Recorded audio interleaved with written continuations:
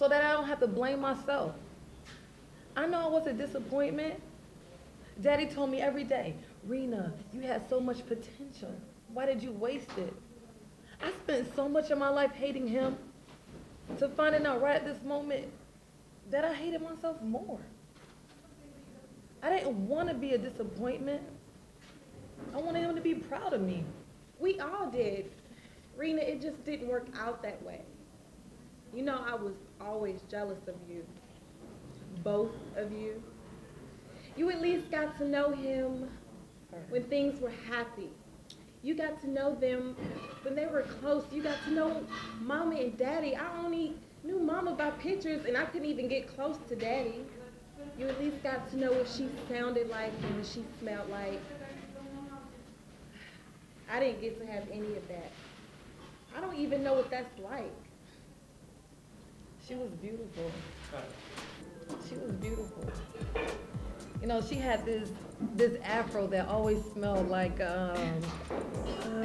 Pink oil moisturizer. yeah. And she used to pick out her afro and say, "Girls, your mama is a bad mama jamma." Remember when her and Daddy used to read Dr. Seuss to us?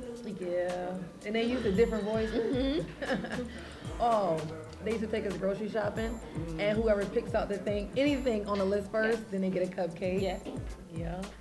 Oh, remember when I poured that grease down the aisle and you slid into that cookie rack?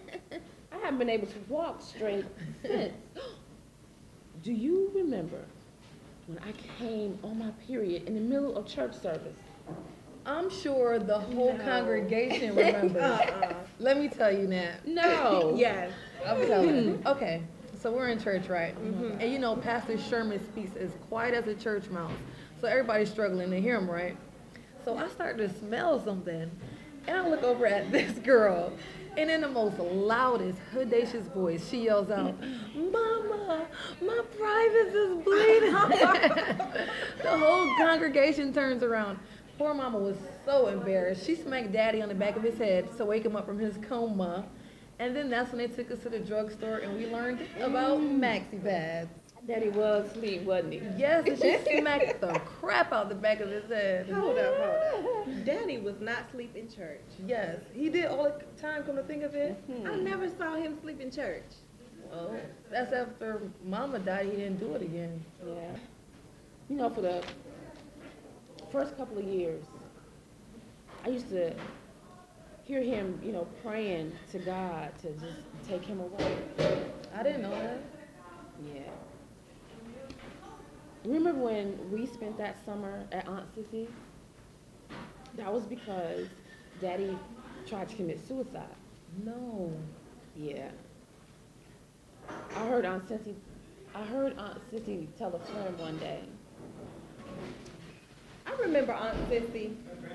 I remember she always used to tell me, "Girl, you're going to have a big old donkey with you, just like your mama." You remember that? I remember a lot of things. Like, I remember when we used to be sisters. I remember that too. Yeah, and then reality showed up and made a fool out of all of us. But you know what? I don't understand something now. How you started using drugs. I mean, you were college bound. Everything came easy to you. You know, I used to be jealous because I used to wonder why I couldn't be a math whiz or an English person. But you had Bill. Bill wasn't an option. He was a necessity. And you threw it all away. I got pregnant. And Daddy made me get an abortion. It was the worst day of my life. I mean, I was so proud when I found out. Daddy came home from work. I ran into the living room and was like, you know, "Dad, I'm pregnant." He looked at me as if his whole world had just collapsed. I mean, I knew I was too young and that he would be mad, but I never thought he'd make me do that. Went to the doctor. I saw the map of the procedure on the wall, and and the doctor explained everything to me, I told myself I would never forgive him for this. I mean, I felt like I committed the ultimate sin. So I said, hell, I'll sex my problems away. And when sex didn't interest me anymore, I just wanted to feel numb. So there was drugs. And somehow I had a knack for finding them. You remember when I tripped down the stairs at graduation? Yeah. I was high. It took like the whole senior class to hold me up for the senior picture. I overdosed 4 times, and Godding took me in. Rena, I did not know that. I know you didn't. Daddy didn't want you to know. He wanted you to be able to look up to your 2 older sisters. Have us either even being worthy of being looked up to. I mean, but I did look up to y'all. See, Rena, you were the fighter. I knew that in school, that if anything went down, Rena had my back. You remember when that girl pushed me off the bus and I ran home to you crying? As soon as I told Rena, the first thing she said was, all right, I got something for her. And the next day, as that girl attempted to open her mouth, Kelly, all you could hear was the sound of Rena's fist hitting that girl's face. Rena beat that girl like a runaway slave. Yo, she had been fucking with Nat for weeks. I had to show her that Nat had family. So what are we now? The Black Sopranos? Well, you know, like Visa, I never leave home without it. And you know what? After that, that girl never even looked my way again. And Kelly, when Daddy would always tell me that candy was gonna rot my teeth, and he would never give me any money for the cookie lady. Guess what? Kelly always had 50 cents for me. And she always had some money. I don't know where she got it. That's easy.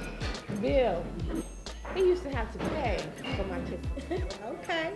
I was gonna say, because I distinctly remember that night when you were trying to flat iron my hair with that iron and freaking burnt a patch out of my head. You told me that you did not like Bill. I didn't, but you know, it was like that bald spot. You know, it had to grow. It took a little persuasion, okay? No, he hit the lottery. No, I hit. My money left my hands to pay for a ticket that I picked the numbers out for. I married Bill because I wanted to, not because of money. When I didn't have a dime, he had one to give me. He always had something to give me. Oh, that's so sentimental. Like one big Hallmark card loaded with money. Well, I don't know about you, but I anticipate the birthday check from Miss Kelly over here. And the grocery check, and the rent check, and the car note. You know what? I didn't want to discuss this with you here, but don't think that I don't know that you're flunking your classes. I know, and you're still flunking. You've been running around with that little boy you calling a fiance and getting distracted from your goals. My goal to what? To be a doctor. No, Kelly, that's not my goal, that's yours. I'm not gonna let you force your dreams on me. We already discussed this. No, you talked and I listened. I am a grown-ass woman. Been married twice. Kelly, you cannot run my life. I am your life. I pay for the clothes on your back, the car you drive, the school you go to, and where you live. That's my money. It's always about money with you. I mean, if she paying for it, it might as well be. Don't get in this. I don't need your money, Kelly. Is that right? You hear this? I heard it loud and clear. This little girl says she doesn't need my money. That's all you needed to say to me. What? My keys. Oh, and what kind of payment plan you want to work out for your tuition loan since you don't need my money? Are you serious? Am I laughing? Don't look like it to me. So what is that you want to do anyway? I want to be an artist. Artists don't get paid until they die. How you gonna pay me back? Art is a hobby, not a career. How you gonna just kill her